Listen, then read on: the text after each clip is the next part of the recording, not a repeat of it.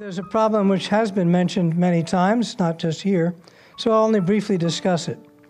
If it works, de-extinction will only target a very few species, and it's extremely expensive.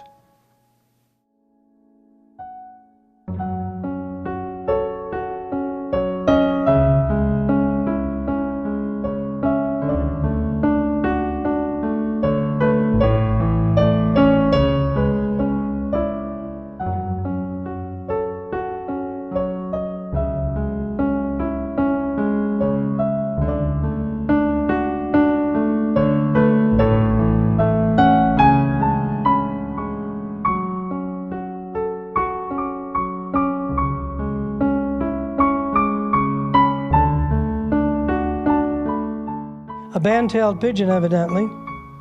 We know that this species behaves very differently than passenger pigeons did. They fly differently. They mate differently. They eat different foods. They have different calls. Maternal care, which we learn more every year, is critically important for an infant's normal development, even if it's only for a few weeks.